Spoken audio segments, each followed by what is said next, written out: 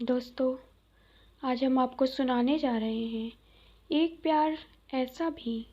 एक लड़का था अविनाश नाम का, जो प्लम्बर का काम करता था। एक दिन अविनाश प्लम्बर का काम करने एक के घर पर गया। वहाँ उसकी मुलाकात प्रीति से हुई। प्रीति को देखकर अविनाश को पहली नज़र में उससे प्यार हो गया। जितने दिन अविनाश का काम रहा, उतने दिन प्रीति और अविनाश एक दूसरे से बहुत ज़्यादा बातें करने लगे।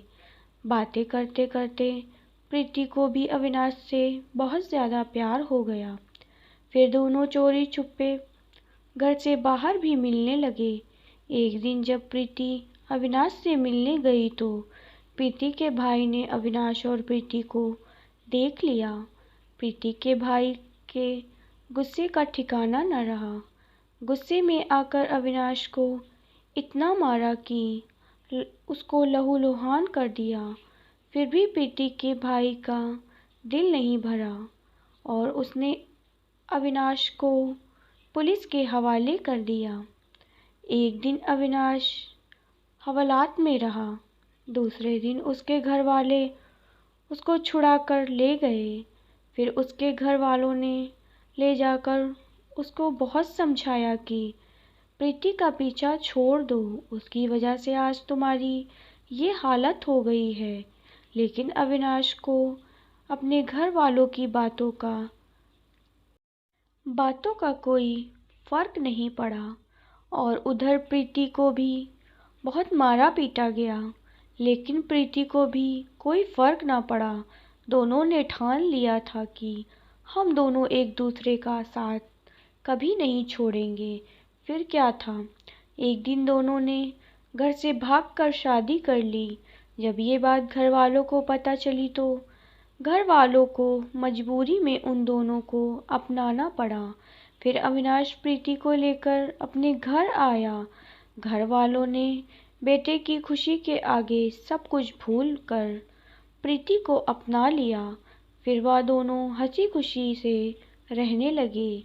कुछ दिन बाद उनके घर में एक खुशी आई। वह खुशी ये थी कि प्रीति माँ बनने वाली थी।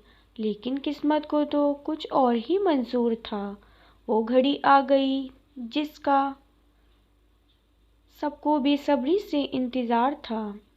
प्रीति की तबीयत खराब हो गई और सब उसको अस्पताल लेकर भागे।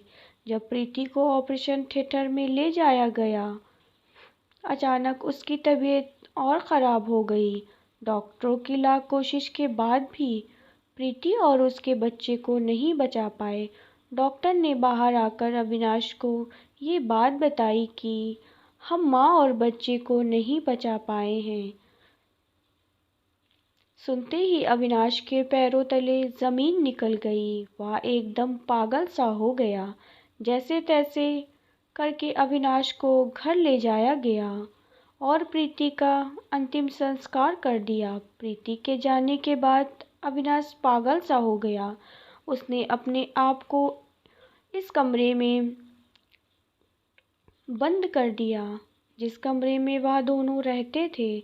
फिर घर वालों ने बहुत देर तक दरवाज़ा खटखटाया पर अविनाश ने दरवाज़ा नहीं खोला। वह तो प्रीति की यादों में पागल सा हो गया था। कुछ देर बाद अविनाश ने दरवाज़ा खोला। अविनाश के घर वालों ने कहा, प्रीति का सारा सामान हटा दो, उसकी यादों से नहीं निकल पाओगे तुम। पर अविनाश ने गुस्से में आकर वहाँ से सबको भगा दिया और बोला, प्रीति के एक भी चीज़ को हाथ नहीं लगाने दूंगा। यहाँ से उसका कोई भी सामान कहीं नहीं जाएगा। और फिर उसने खुद को कमरे में बंद कर लिया और ये सोचने लगा कि जब मेरी प्रीति ही नहीं रही तो मैं जीकर क्या करूँगा। उसने खुदकुशी कर ली। उम्मीद करते हैं आपको हमारी ये कहानी ज़रूर पसंद आई होगी। अगर आपको हमारी ये कहानी पसंद आई है तो हमें लाइक करें, कमेंट करें, शेयर करें और सब्सक्राइब करें।